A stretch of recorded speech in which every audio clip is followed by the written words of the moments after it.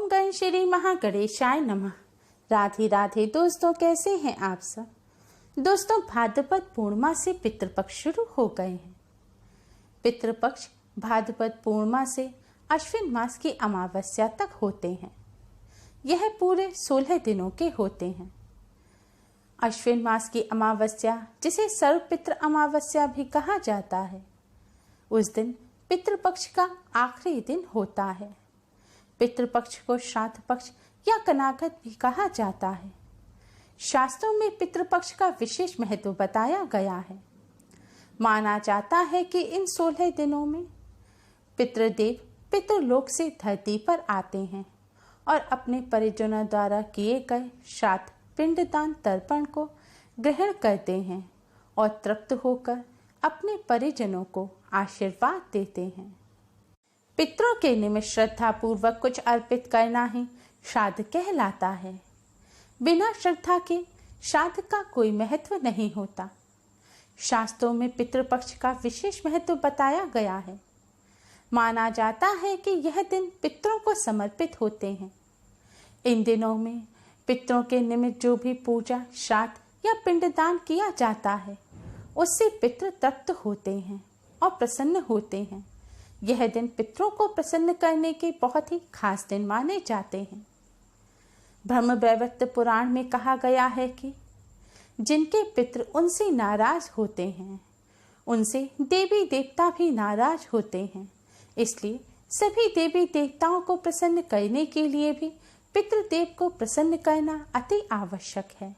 माना जाता है कि जिनके पितृ उनसे नाराज होते हैं, यानी कि जो पितृपक्ष के दौरान अपने पितरों के लिए श्राद्ध तर्पण या पिंडदान नहीं करते, कोई पूजा पाठ नहीं करते हैं, तो उनके पितृ उनसे नाराज हो जाते हैं। और जिनके पितृ उनसे नाराज हो जाते हैं, उनके जीवन में दुख परेशानियां बढ़ जाती हैं। वह परिवार हमेशा संकटों से घिरा रहता है। इसलिए संकटों को दूर करने के लिए और जीवन में खुशहाली लाने के लिए पितृपक्ष के दौरान पितरों को अवश्य ही प्रसन्न करें।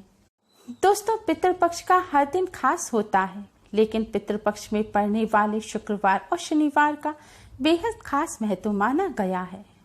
शास्त्रों में कहा गया है कि पितृपक्ष के शनिवार और शुक्रवार को जो पूजा या उपाय किए जाते हैं, वह बहुत ही जल्दी शुभ फल प्रदान करने वाले होते हैं।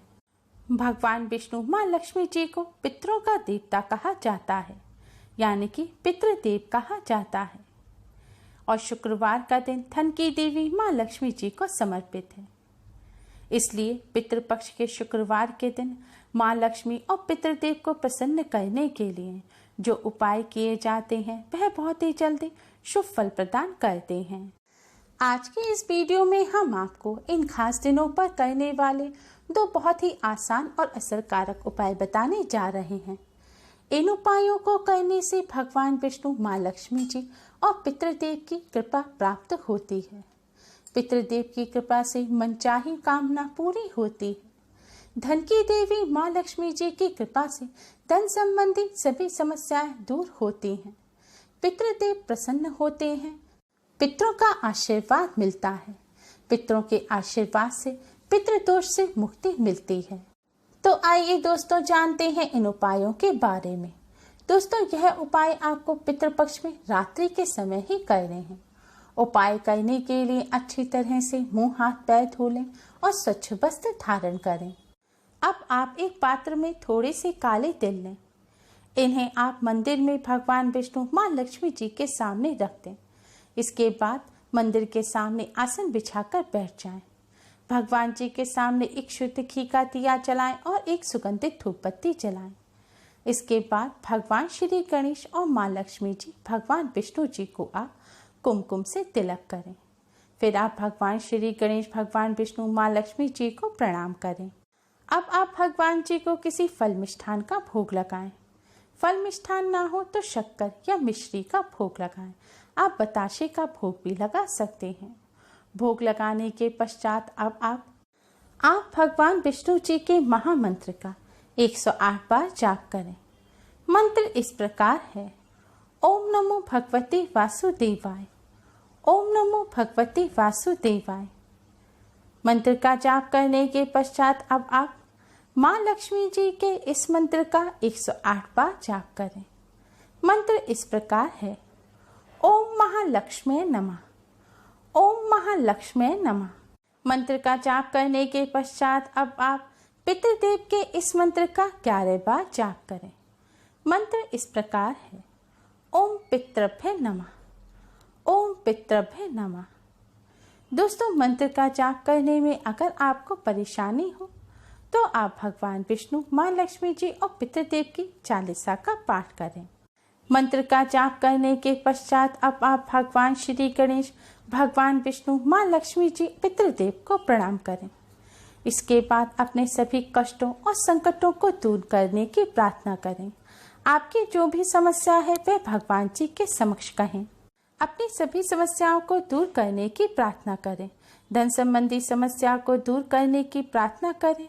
व्यापार अच्छा नहीं चल रहा है तो व्यापार की उन्नति की भी प्रार्थना करें।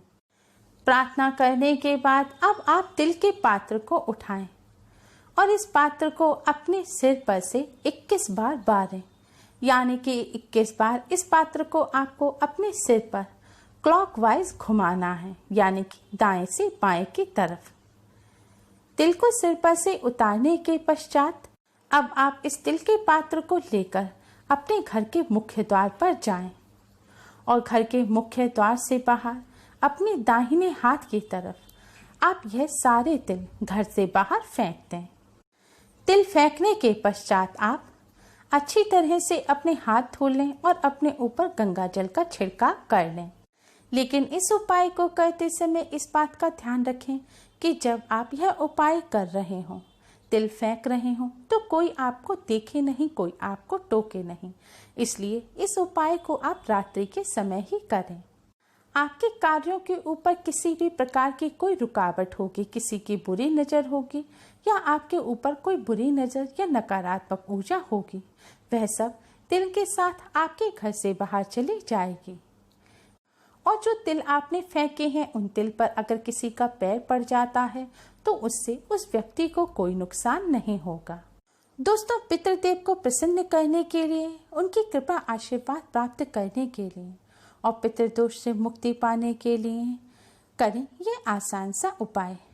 इस उपाय को भी आपको शुक्रवार या शनिवार की संध्या काल के बाद ही करना है। इस उपाय को करने के लिए आप साफ मड़ा हुआ आटा लें। आटे में नमक नहीं होना चाहिए। अब इस आटे से एक दिया बनाएं। दिया बनाने के पश्चात आप 7 रुई की बाती बनाएं और इस दिए में 7 रुई की बाती लगाएं। रुई की बाती लगाने के पश्चात अगर हो सके तो इस दिए में शुद्ध घी भरें। शुद्ध घी ना हो तो आप सरसों का तेल भी भर सकते हैं। इसके बाद इस दिए में आप थोड़े से काले तिल डाल दें। दिया तैयार होने के बाद आप इस दिए को ले जाकर पीपल वृक्ष के नीचे रखें। आपको इस दिए को पीपल वृक्ष के नीचे इस प्रकार से रखना है कि दिए की जो बातियां हैं वह पीपल वृक्ष की तरफ होनी चाहिए। दिया रखने के बाद आप दिया जलाएं। दिया जलाकर आप दिए का पूजन कुमकुम और अक्षत से करें। अक्षत यानी कि साबुत चावल। थोड़े से कुमकुम और साबुत चावल आप दिए के ऊपर छिड़कें। इसके बाद भगवान विष्णु, माँ लक्ष्मी जी और पितृदेव को प्रणाम करें। दोस्तों, शास्त्रों में पीपल वृक्ष का विशेष महत्व बताया गया है। माना जाता है पीपल वृक्ष में भगवान विष्णु जी का वास होता है।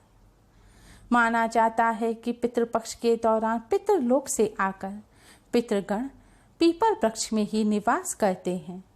इसलिए पितृपक्ष के इन 16 दिनों में रविवार को छोड़कर हर दिन पीपल वृक्ष का पूजन अवश्य ही करना चाहिए।